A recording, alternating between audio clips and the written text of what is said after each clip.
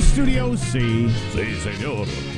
We are in a dimly lit room deep within the bowels of the Armstrong and Getty Communications compound. And hey, everybody, today we're under the tutelage of our general manager. The memo. Then the counter memo. So the hashtag release the memo, that might come out while we're on the air today. Yeah, it's possible. I have some concern that it's going to be very difficult to understand, and I have grave concerns about the accuracy of the memo. Hey, there's a couple of things that broke late in the day yesterday. So it got more of Strzok. Remember the FBI agent, him and his lover? Got more of his text, email stuff. I heard one wag described him as the Joe and Mika of the FBI. That's pretty funny. Yeah, you got more stuff from him?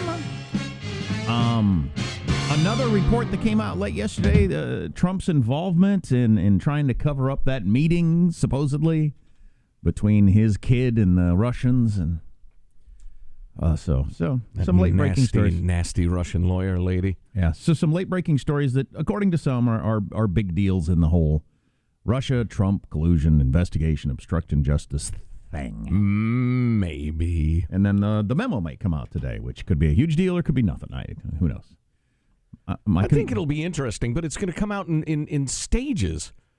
Because, well, we can get into this more later. But allegedly, the Republican memo is one-sided. So Adam Schiff and his buddies are desperate to get the Democrat side out for some reason.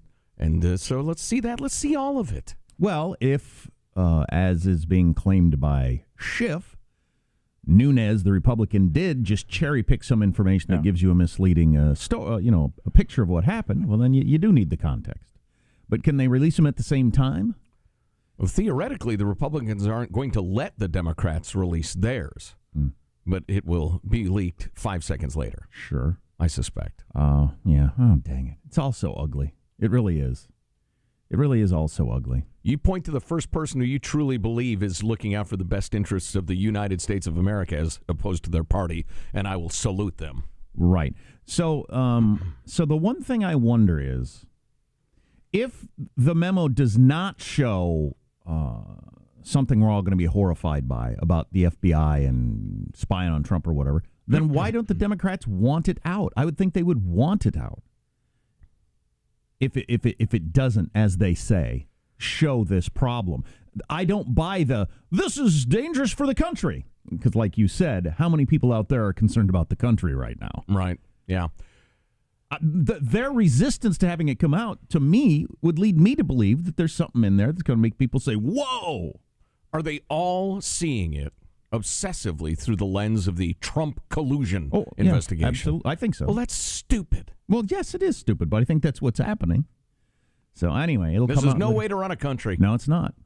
And as I've pointed out before, and I heard a pundit saying today, and it's absolutely true, if the S hits the fan, and the S will hit the fan, because that's the history of the world, we're going to have a president of the United States relying on FBI information to sell a story to the United States to the public on why we need to send troops somewhere and fight a battle. Mm-hmm. And all these things are going to matter. The fun and games of the Russia investigation are going to be over. And we're going to need to believe these people. And they're going to need to believe each other. Mm-hmm. And I don't know if we're up to the task right now. Yeah. Amen. It's going to be troubling. Let's introduce everybody on the squad, starting over there with our board operator, Michelangelo, pressing buttons, flipping toggles, pulling levers. How are you this morning, Michael? Hey, I'm doing good. I've given up reading my iPad in the restroom. It became an addiction, basically. Wow. I'd go in. You have people take a book in there or whatever. But the problem is that long after I was done, I'd be sitting in there for a good half hour. It's easy to realize, I don't need to be here anymore. I can read somewhere else. But it's quiet. It's easy. It's comfortable. And you're comfortable. The seat's kind of warm now. And I can hide in there. You get yourself the hemorrhoids by doing that. Any doctor will tell you got to cut that out. Yeah. Yes. Yeah, have a couple of little kids. You won't have that problem. I haven't spent as much. Dad!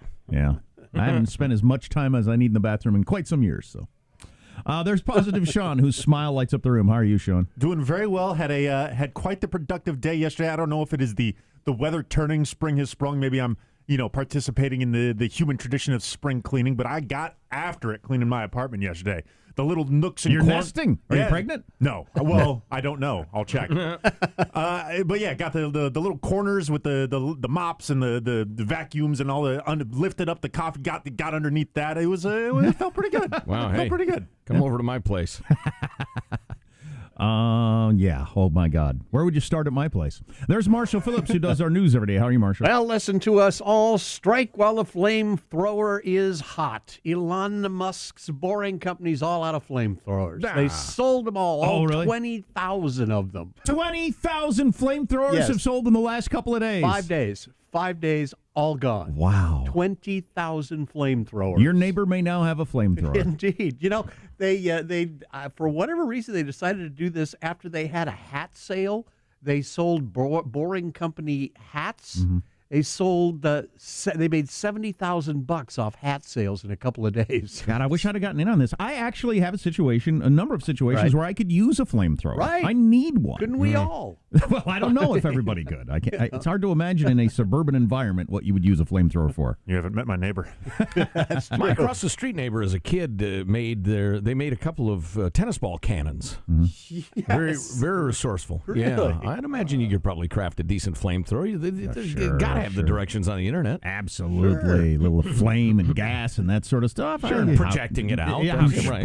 Couldn't go wrong. A backyard barbecue, you light it with a flamethrower, impress everybody. Absolutely. I'm telling you, like I said the other day, you just hang a big chunk of meat on a hook and you walk around it with a flamethrower as your guest do, and I'm telling you, it'll be the party sensation of the season. Indeed.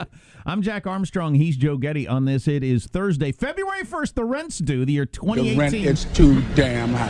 Absolutely. That, brother. Keeping you straight in 21.8. We are Armstrong and Getty when we approve of this program. All right, here's the show. Officially at let's begin at Mark. What he is doing brings tears to the eyes of the Statue of Liberty. There you go. Because everything has to be so over the top in the modern world. Everything. Absolutely everything.